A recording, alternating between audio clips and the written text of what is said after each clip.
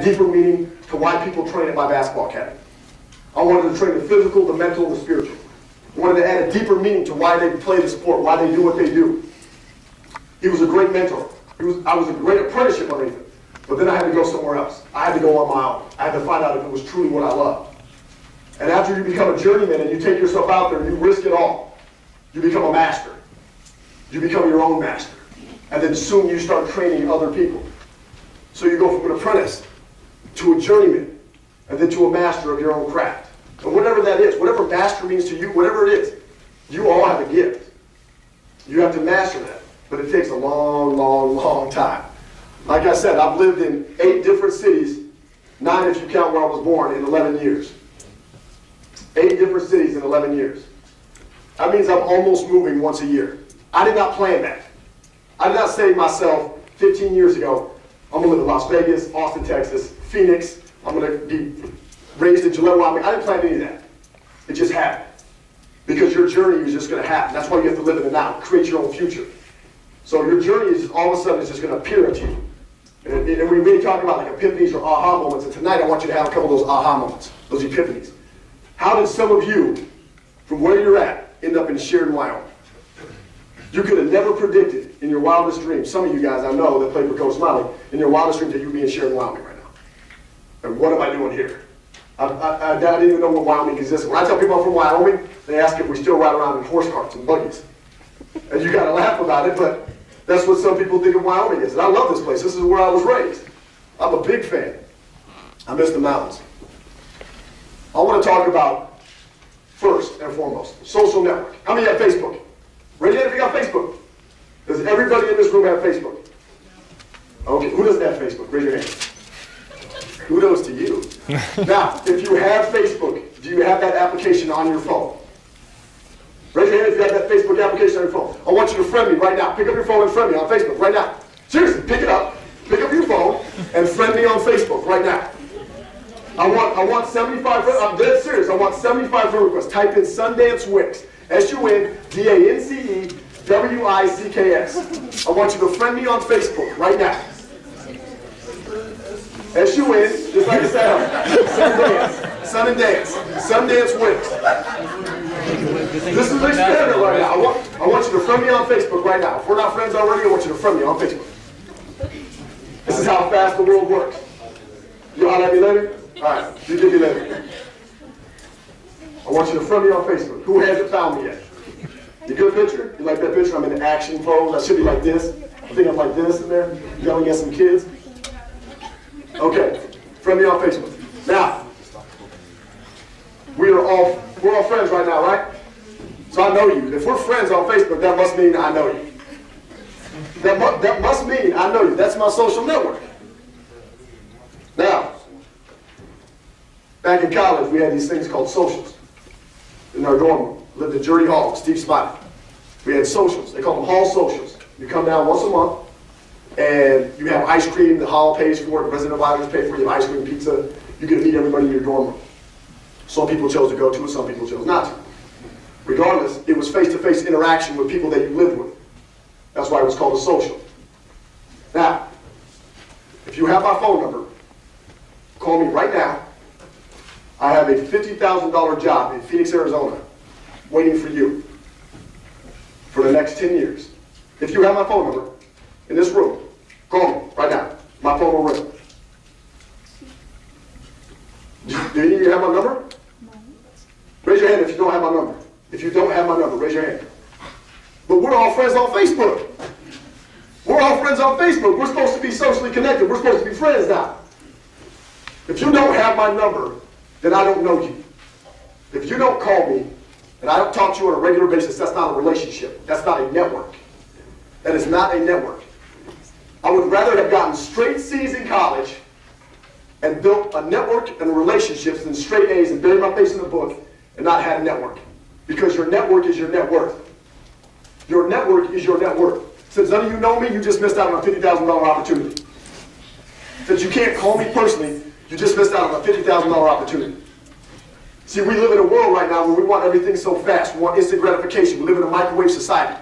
We want to be friends with Facebook and think that we know somebody because we can read their bio and we can read what movies we like, what superstar we watch our favorite TV shows, all that stuff on Facebook, guess what? That doesn't mean you know me. That doesn't mean you know me, and that doesn't mean you're in my network. We've lost the art of building relationships. And I wish I would have known that earlier back then when I was in college, that if I built a network, if I actually knew somebody face to face and got your numbers and stayed in contact with you, that someone right next to you in a jury hall social is a multi-millionaire, and I need a job because I'm in that industry, I could call him or her and get that job. That's extremely important. If you don't take anything from tonight, it's about building relationships, because life is all about relationships. You won't get anywhere without help from somebody at some point in your life. You need that. So, if you really want that job, you're going to have to meet me, get my phone number, give me my quarterback. I want my quarterback. Give me my quarterback, and then we'll talk about it.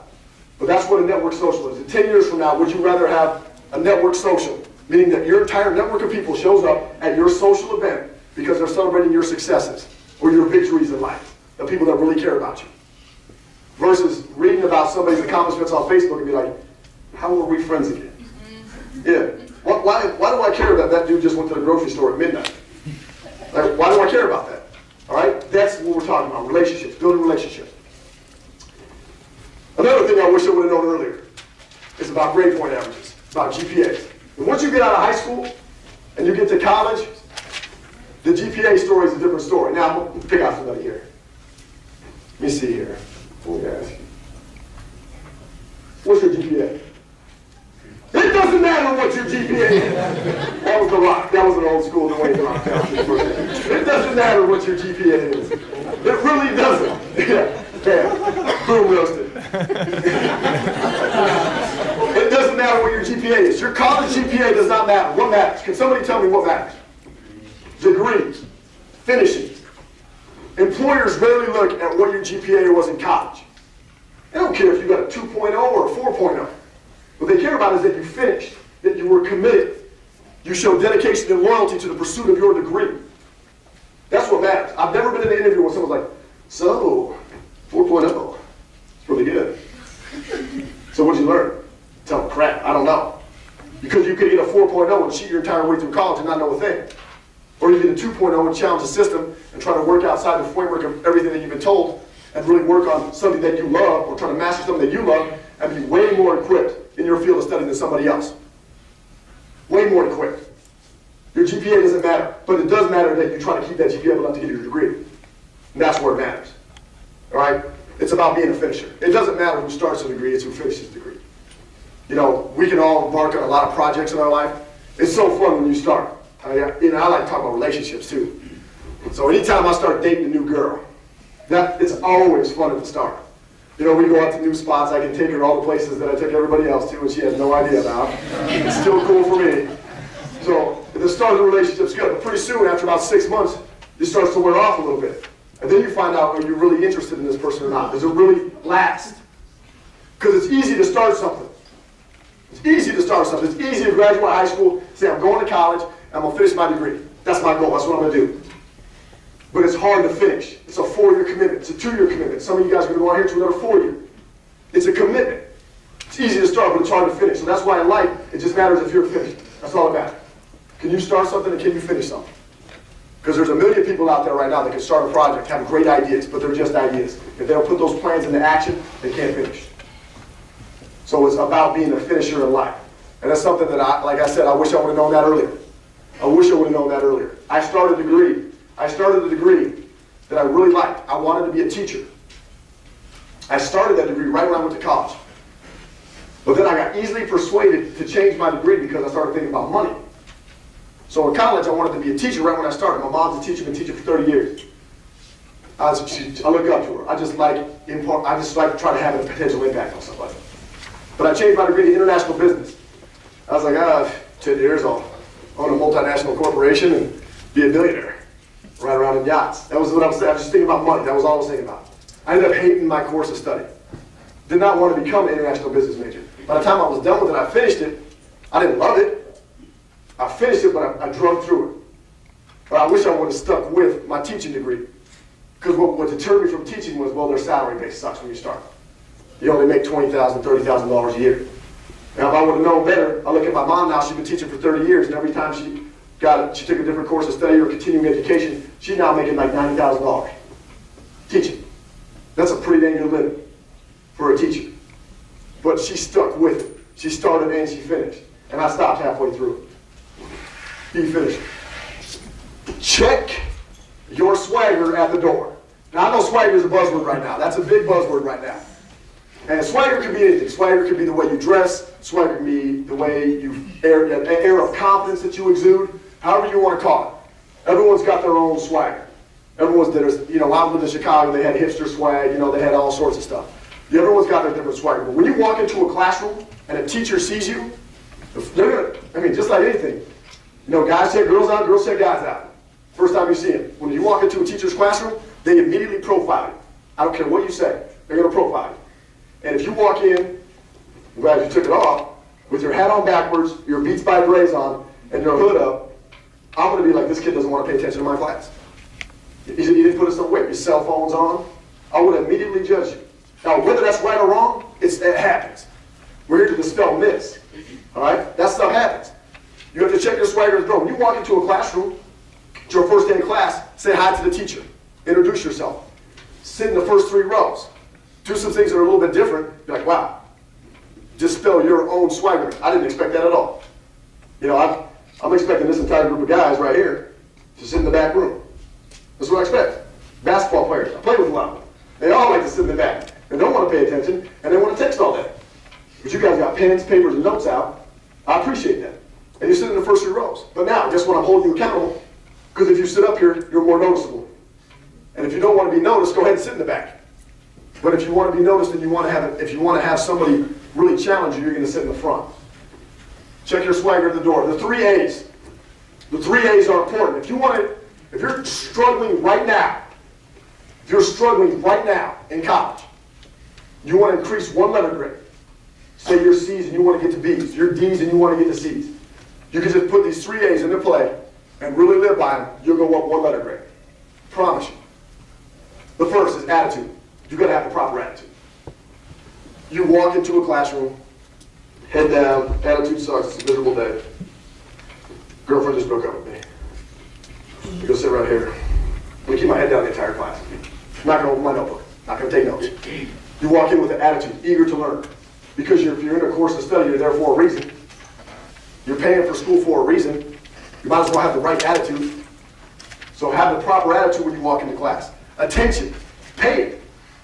Pay attention.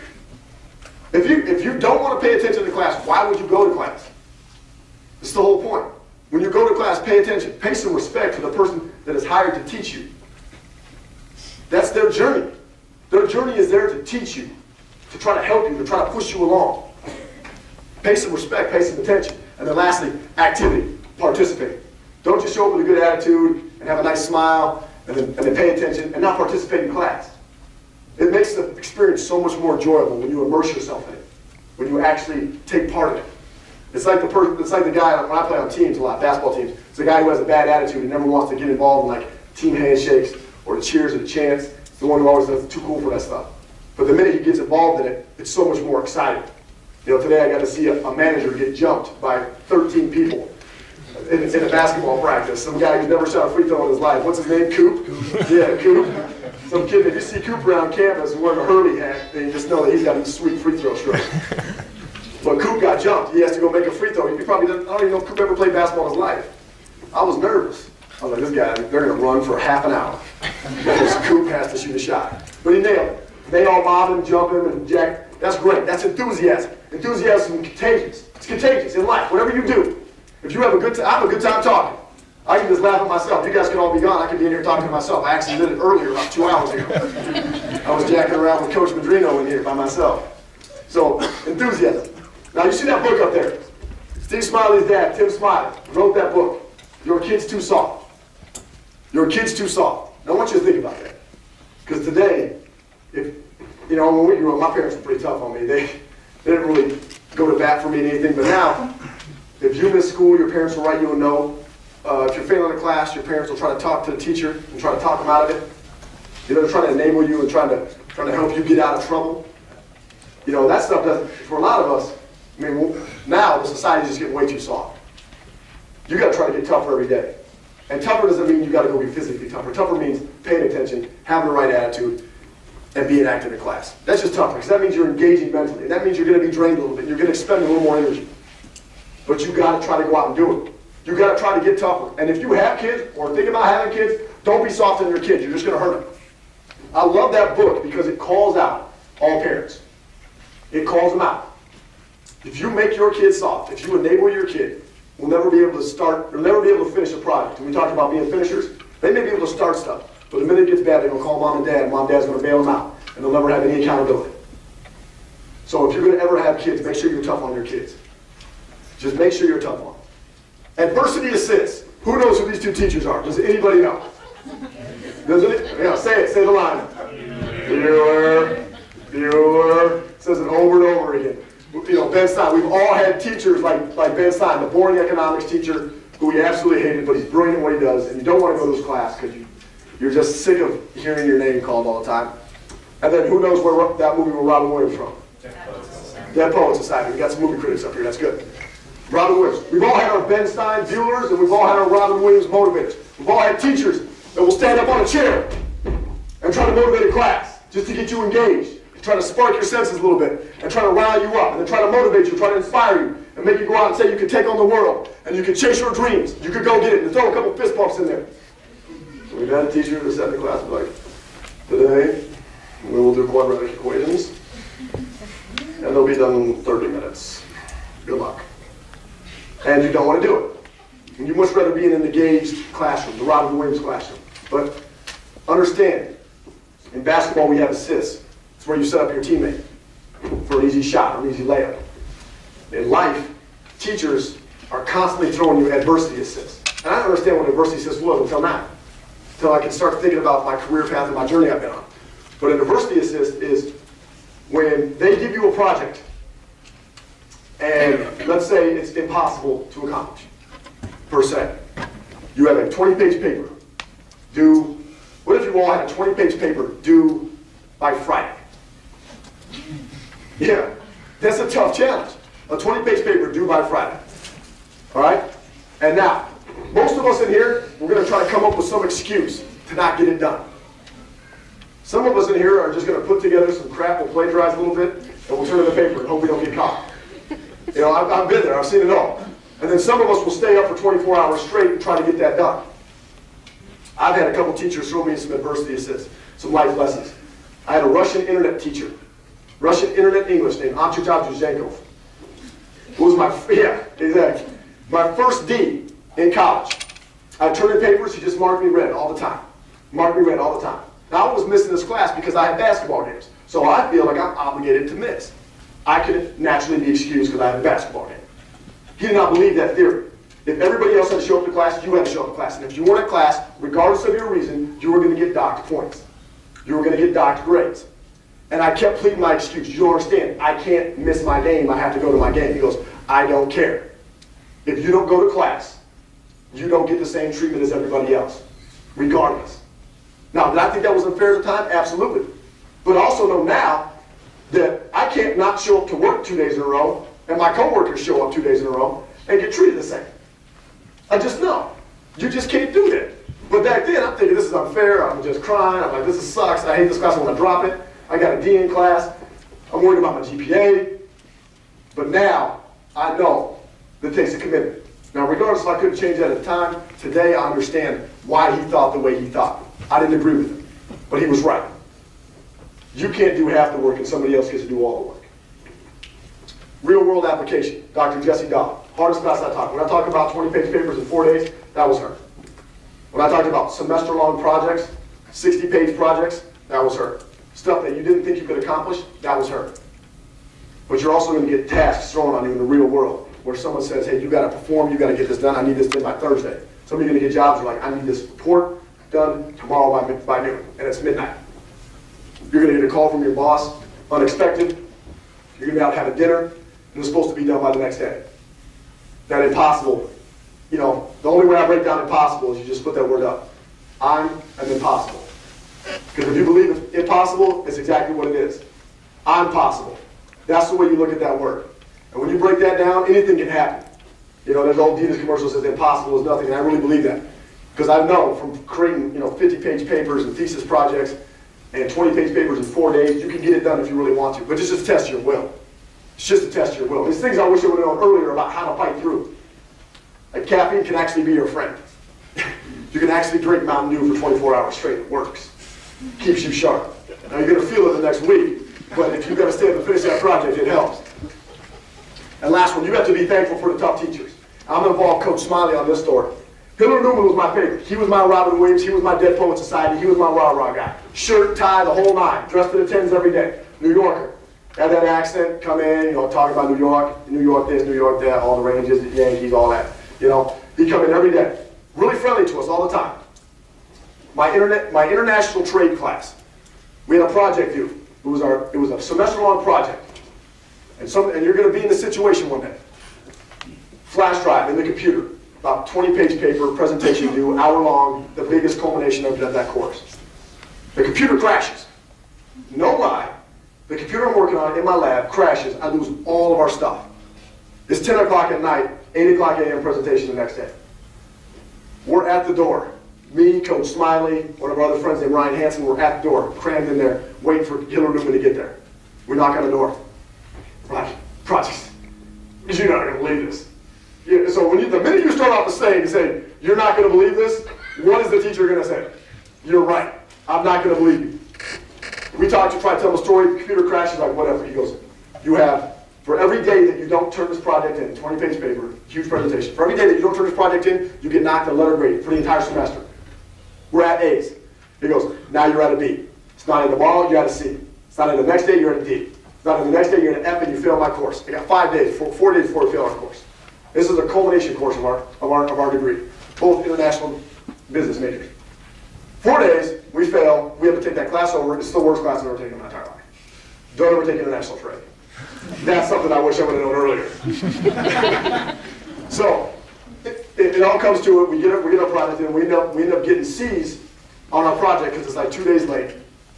He calls us into his office. We had a great relationship with him. We're talking about networking right now. And he goes, I believed you guys.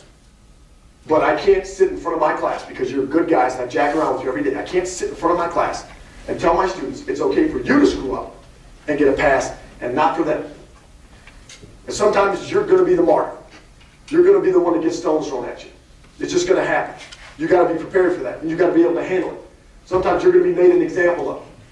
In life, in the workplace, in practice, you're going to be made an example of. But you just got to handle it. That's part of being tough. That's part of not being soft. And that's an adversity assist.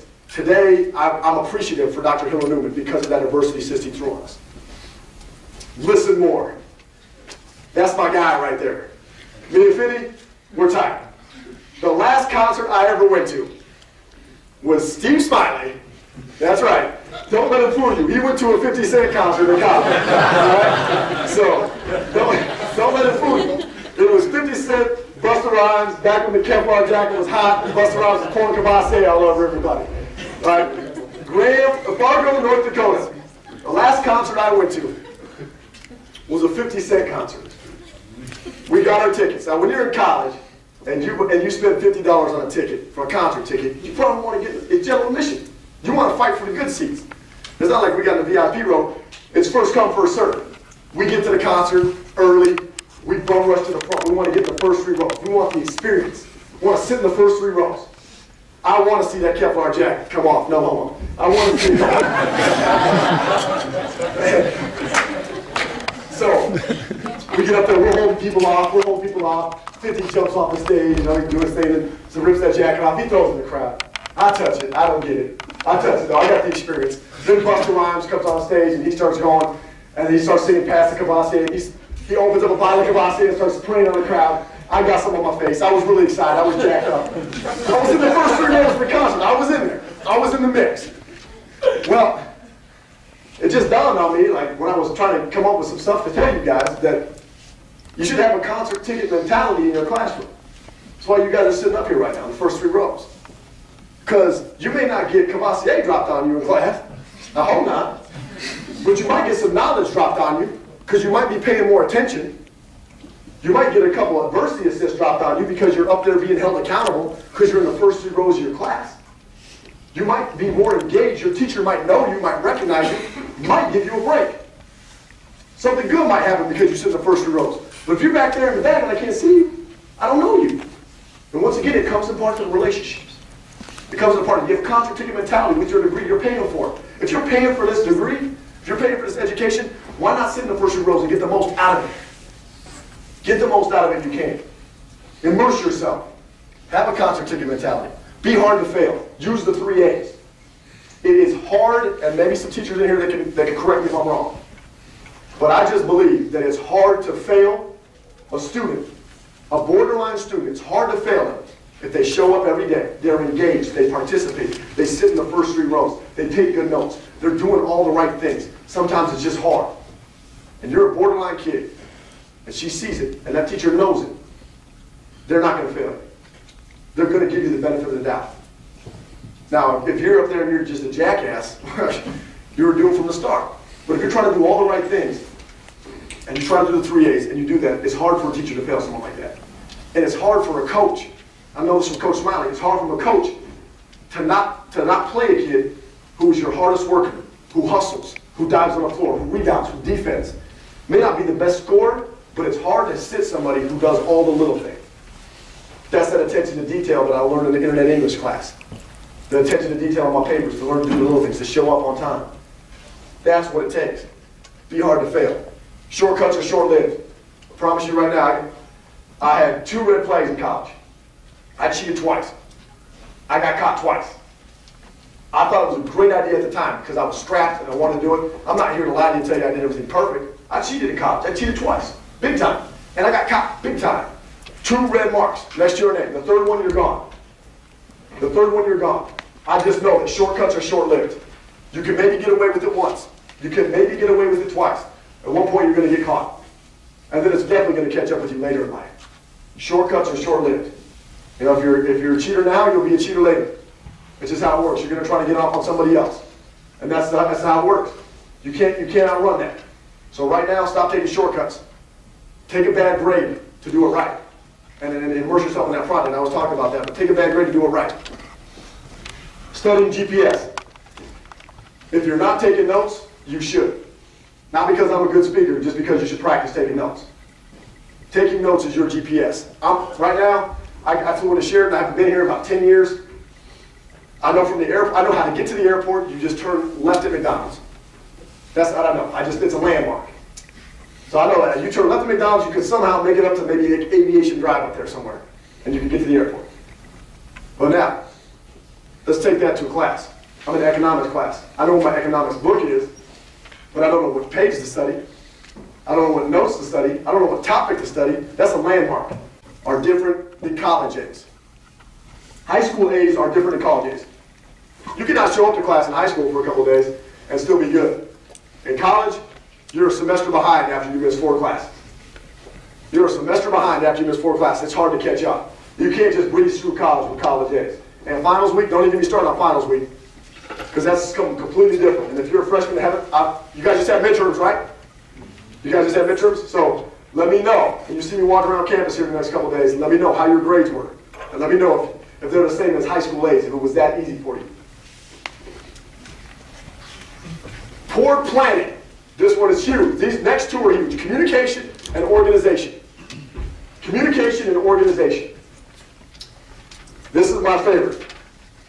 Teacher told me once, poor planning on your part does not constitute an emergency on my part. Poor planning on your part does not constitute an emergency on my part. Just because you forgot there was a test today doesn't mean I have to give you a pass. That's your fault. You have to be planned. You have to organize. You are either in panic patrol or you're in constant conversation with your teachers. Who knows what panic patrol is? Who knows what panic patrol is? Can someone demonstrate panic patrol? You demonstrate panic patrol right now. I don't know how. Yeah. I don't know how. Panic patrol, you've all seen it. Wait. What time's the test? What time's the test? What time's the test? What time's the test? What time's the test? 4! It's 7:30, I missed it. Yeah, panic patrol, we've all been there. Constant communication. Take this, use it. Communicate with your professors inside and outside of class. Inside and outside. Meaning, go to their office hours. Talk to them, get to know them. Don't hit your panic button, because some of us hit our panic button way more than we need to. And we're always hitting that panic button. I need it. Somebody's in your phone on speed dial that has good notes, and you're panicking, and you need those notes. Your panic control, hit that button. Hit that button, hit that button. I hit my panic control button like 18 times in a week my freshman year in college. People were freaking out. They thought it was crazy. Panic control. And eventually, my coach, as a freshman, it takes a while to figure things out. But my coach gave me the best thing I've ever seen in my entire life. The most useful thing I've ever gotten in my entire life. And he talked about controlled chaos versus structured simplicity. When you hit the panic button, you're living in a chaotic world the entire time. You don't know what's going on next. You live, every moment is a crisis. Every moment you're freaking out. He taught me how to organize. Stephen Covey's time management matrix. Stephen Covey's time management matrix teaches you to live in quadrant 2. It's the most efficient quadrant in your life. He taught us to plan our entire week on every Sunday.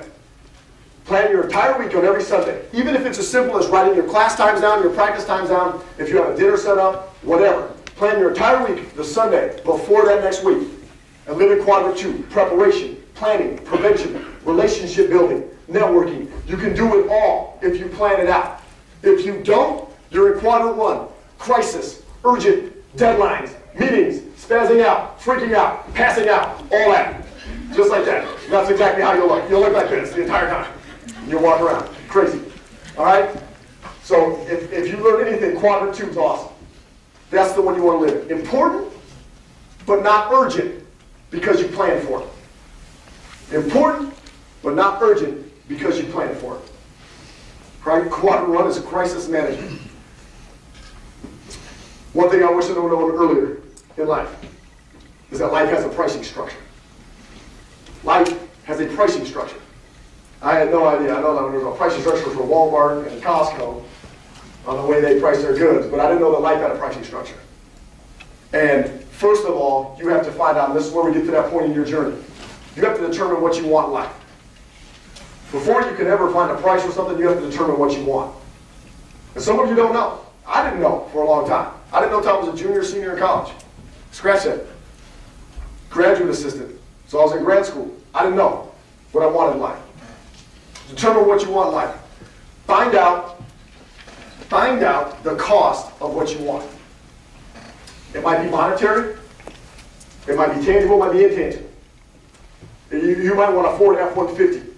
I don't know. If you want that in life, you got to determine what you want, and you got to find out how much that costs. A good Ford F-150 is a hefty price nowadays.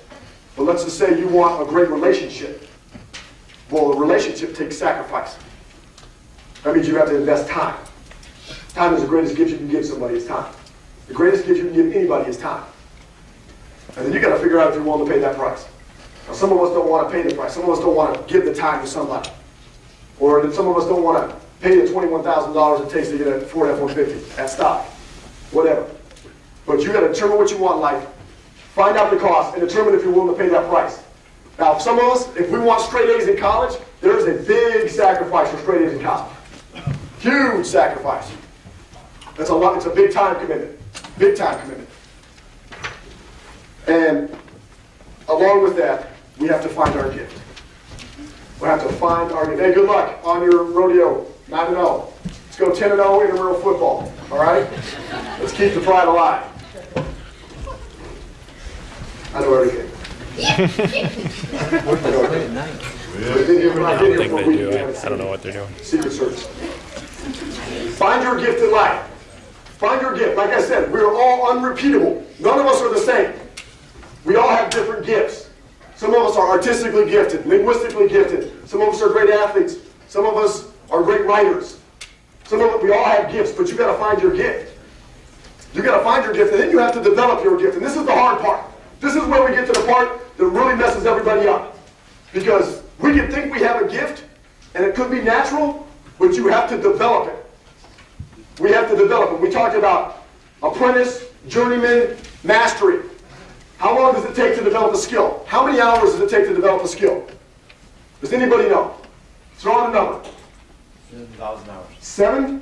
48. Lucky number 7. 48 consecutive days. That's a long time. 1,000 hours. 1,000 hours to master a skill. 10,000 hours, Malcolm Gladwell's book. It takes 10,000 hours to master a skill. Now let's put that in perspective. To become a master, 10,000 hours. You can practice on whatever it is 3 hours a day for 365 days a year for 10 consecutive years. And it'd be roughly at 9,700 hours. So if you practice 3 hours a day, every day, for the next 10 years, you would still be a couple hundred hours short of mastery. So what does that tell you about mastery? It's very hard to attain, number one. And those who do have put a lot of hours in. It's a lifelong process. We don't become masters. We really don't. We always try to attain mastery. We keep moving closer.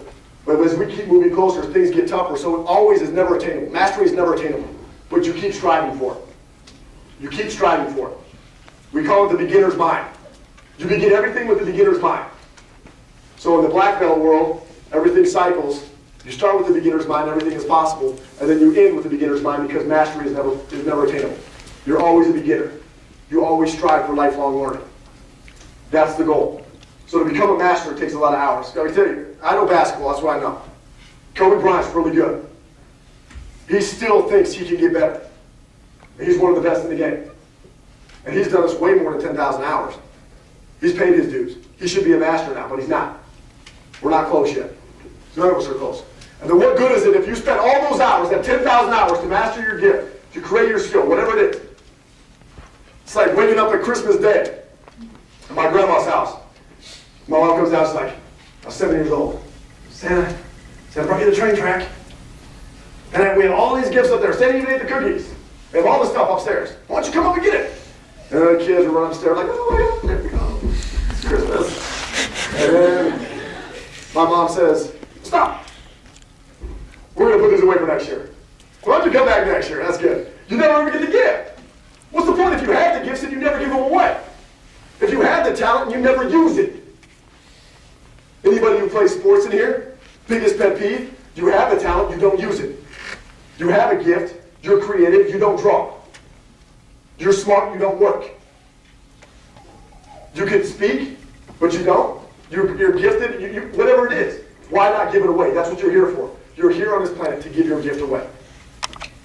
God gave you something special. It's inside of every one of you. I don't know what yours is.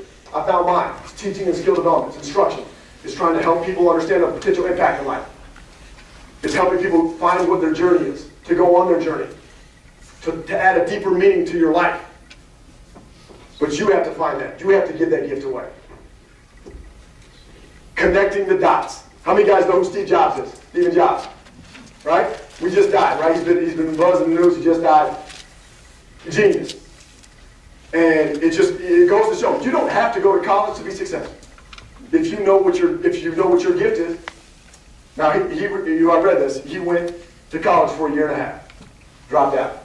He went to a very expensive college. Asked himself, why are my parents paying all this money for me to go to school that I don't even like? So he dropped out all his classes.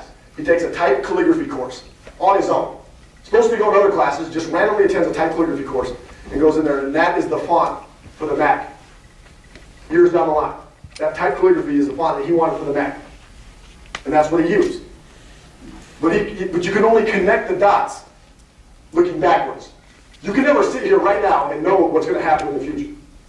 You can only sit here in the present and look back and know how you got here. And that's what he tried to tell the commencement 2005 at Stanford was how to connect the dots. You have to connect the dots in your life. I'll tell you my connect the dots story. It started 11 years ago, 12 years ago. Right there. Now there's some dots for you. There's some dots for you. Up top is Bob Olson. He was the athletic director at Northern State University in 1999. He recruited me to go play college basketball, Northern State. As he recruits me, he takes the athletic director job, resigns. He hires Don Meyer. Don Meyer is now my coach. I don't know Coach Meyer. I never had a relationship with him until I got to campus. When I got to campus, I met Jared Miller. Jared Miller is the brother of Mike Miller, who plays for the Miami Heat now. Mike Miller at the time was probably about 9 years old. Jared Miller was one of my first teammates. I meet Steve Smiley. I'm not here today if I don't go to that school and meet Steve Smiley and him be my roommate and we become best friends. I don't have that relationship built. It was 11, 12 years ago. When I meet Steve Smiley, I get involved in the Northern State Wolves basketball program. I graduate. I become a graduate assistant. I meet Kyle Schwan, who's one of our first recruits under our class. Kyle Schwan is now the director of video operations at Arizona State University in Phoenix, Arizona, Tempe, Arizona. Kyle Schwan gets called from Mike Klepitz. Mike Klepitz knew Kyle because he played against Kyle in college. They're looking for someone to run the Power Basketball Academy and direct Stanford Basketball Academy in Phoenix, Arizona. Kyle doesn't want to take it. Kyle calls me. Kyle calls Mike. Mike calls me. Mike calls me, tells me he wants me to take the job. Mike introduced me to Mark Elliott, who's the VP for Stanford Marketing at a $2.5 billion hospital in Sioux Falls, South Dakota. Mark Elliott connects me with Mike Miller, who is the owner and operator of Power Basketball Academy in Phoenix, Arizona. So a relationship that started 12 years ago, I can now connect the dots to where I am today and what I'm doing today. It's extremely powerful if you look at it that way. Because you may write off every single person in this room. And if you do, that's your bad. You're going to need somebody in here. Maybe it's just one. Maybe it's two. But you'll need somebody. And that is how you connect the dots. That's huge. And it wasn't personally relevant to me until I read Steve Jobs' speech. And if you haven't done it, you should read that 2005 commencement speech to the Stanford graduating class. It's amazing. It is absolutely amazing. You never know where your future will start. My future started a couple months ago when I chased my dream to open my own basketball academy in Phoenix, Arizona, to do what I love. I've been chasing that dream for a long time, to do what I love. And it only happened because of relationships, of networking, of connecting the dots. Take out your quarter. Take out your quarter. Everybody in here got a quarter, right? Everybody's got a quarter. All right, we're all going to Deadwood. Let's go. we're all going to test our luck today. Take out that quarter. Pop quiz. How many sides does that quarter have? Raise your hand. Raise your hand. If you think that quarter has two sides, raise your hand. It's not a trick question. It's not a trick question. It's not a trick question. I mean, go ahead. Feel free. If you don't, everybody has to raise their hand. Don't be shy. Two sides to the quarter. I'll pull my quarter out too. Two sides to the quarter. Heads and tails. Raise your hand if it's heads and tails. Raise them high. Don't be shy. I need to see what's going on here. Two sides to a quarter, heads and tails. Yes or no? All right, raise your hand if you think there's something different than two sides. Sir. There's three. It's the edge. My man. My man. Now, the edge. Yes, there's a head side to the quarter. Yes, there's a tail side to the quarter. But there's also an edge. What's your name? Alex. Alex. There's also an edge. Edge is small. Just like all edges. All edges in life are very tiny. They're very tiny, but they make a big difference.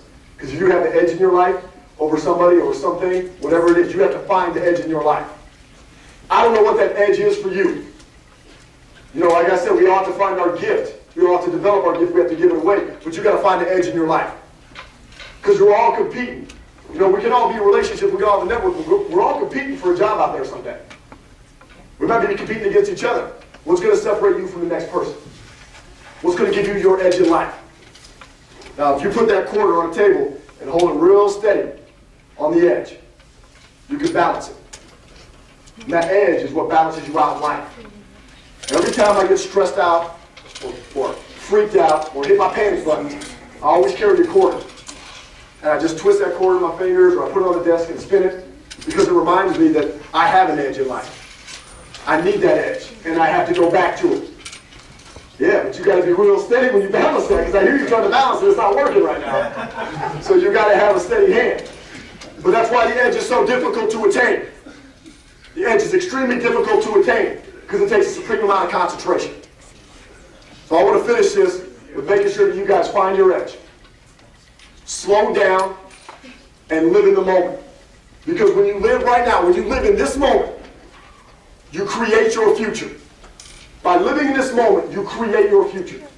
If you think ahead, you're not living now. You're not creating your future. If you look behind, you're focusing on things that you've already had. That's not your future. The present creates your future. Live in the now. Chase your dreams. Don't be afraid to go after something that you want. I promise you. I said I've been hired, fired twice. I bought a house, sold a house. I've lost relationships. I've done it all. I've done everything. I've sold it all to chase a dream. I emptied my entire savings account to chase a dream. I've done it. I'm still here. I can talk about it, so it doesn't hurt you that bad. You just got to risk it a little bit. And you got to make sure you're doing it for the right reasons, for what you love, not your gift. journey. Make sure you enjoy the journey. Thank you for your time. You guys have been great. 7:57, we're out here in Power Hour.